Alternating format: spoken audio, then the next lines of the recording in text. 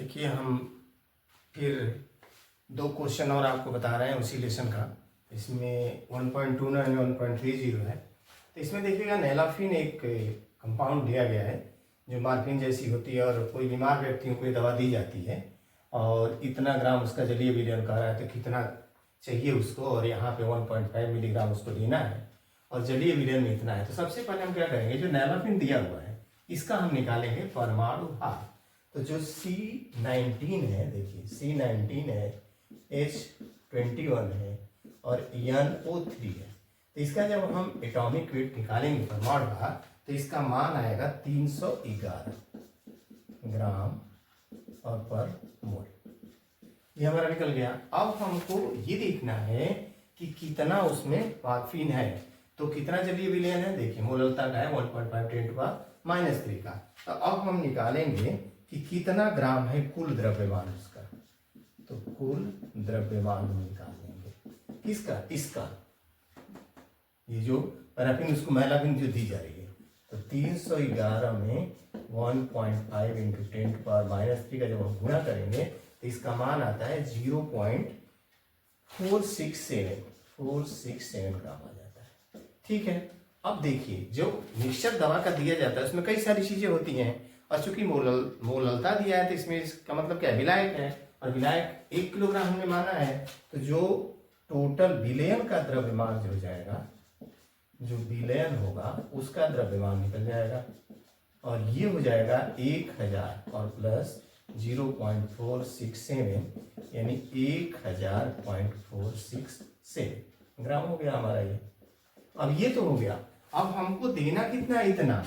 और जब हमको 0.467 देना है तो इतना देना था, तब इतना देना है तो कितना। तो चूंकि का सवाल हो गया तो मात्रा जो होगी उसकी ये 1000.467 और बटा 0.467 और इंटू 1.5 मिलीग्राम है। देखिए यहाँ मिलीग्राम है तो इसको ग्राम बना रहे हैं 10⁻³ तो अब देखिए होगा क्या कि ये चूंकि का सवाल है, जैसे 0.467 उसको देना था तो इतना देना पड़ रहा था, तो अब इतना देना है तो कितना देना है, तो ये गुणा हो गया। जब गुणा करेंगे तो इसका मान आपको मिलेगा 3.21 ग्राम।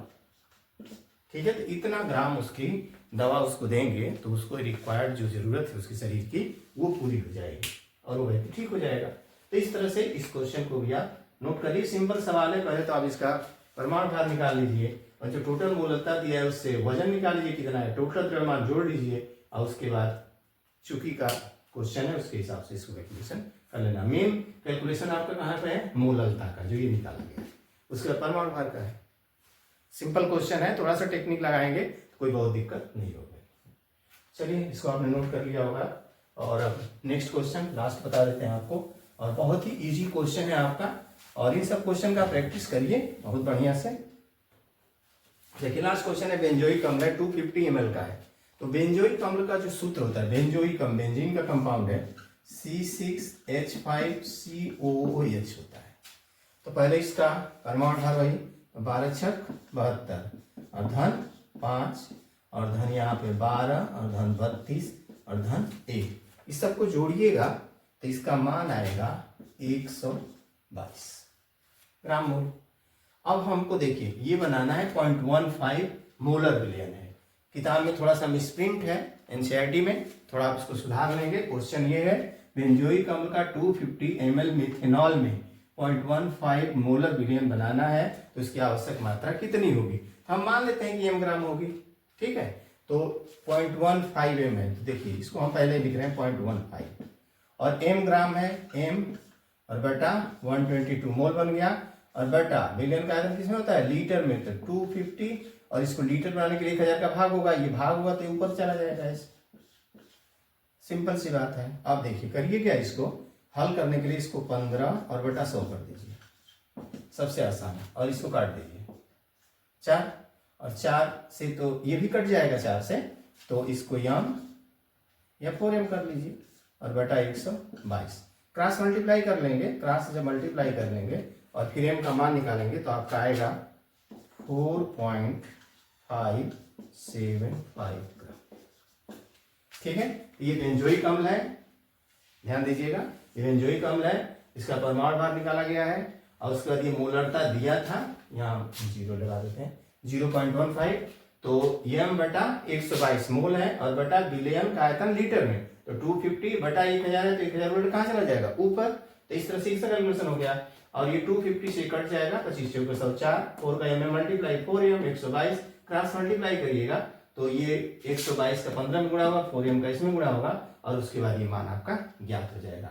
आप चाहें तो इस स्टेप को ऐसे कर सकते हैं, जैसे 4m का इसमें देखिए गुणा होगा, तो याद करके स्टेप देख लीजिए इसका, ये आपका हो जाएगा ऐसे, देख लीजिए ये जो हमने डायरेक्ट जो किया है उसको देख लीजिए, ये जो होगा आपका ये होगा 400 m, ठीक है, और इज इक्वल टू 15 गुणे 122। सिंपल सी बात है। अब 15 गुणे जब 122 करिएगा तो गुणा कर लीजिएगा, 15 दूनी 30, अब 15 दूनी 30 और 3 क्या होगा 33, और 15 एकम 15 और 3 18, ये हो गया 15 दूनी 30, 15 दूनी 30 और 3 33, 15 का 15 3 18, 1830। तो यम बराबर हो जाएगा 1830 बटा 400। बहुत सिंपल कैलकुलेशन है। ये दशमलव कहाँ चला जाएगा यहाँ पे, यानी इसको आप लिख सकते हैं 18.30 और बाई 4। अब कटाना सबको आसान है, ये हो जाएगा 4 चौके 16, 2 बचा, 4 5 20, 4 7 4 5 20, 4 7 28, 30 फिर 4 5 20, ये हो गया आपका, ये कैलकुलेशन है आपका, ठीक है। तो क्रॉस मल्टीप्लाई करना है, क्रॉस मल्टीप्लाई करके आप कैलकुलेशन कर सकते हैं, अधिग्राम में आएगा आंसर आपका। तो इस तरह से ये क्वेश्चन आपके कंप्लीट हो गए। तो आप इसमें मोलरता के सवाल है, किताब में थोड़ा मिसप्रिंट है, तो उसको थोड़ा सा आप ध्यान देंगे, किताब को सुधार लेंगे। तो इस तरह से आपके ये न्यूमेरिकल 1.30 तक हम पहुंच चुके हैं, और आगे हम ऐसे ही आपको बताएंगे। थोड़ा सा हार्मोनों को याद रखेंगे, केमिस्ट्री के न्यूमेरिकल है, थोड़ा सा अलग टाइप के होते हैं, लेकिन थोड़ा सा कॉन्सेप्ट आपका क्लियर रहेगा तो कोई बहुत दिक्कत नहीं होगी। और फिर से हम आपको बेस्ट ऑफ लक बोलते हैं।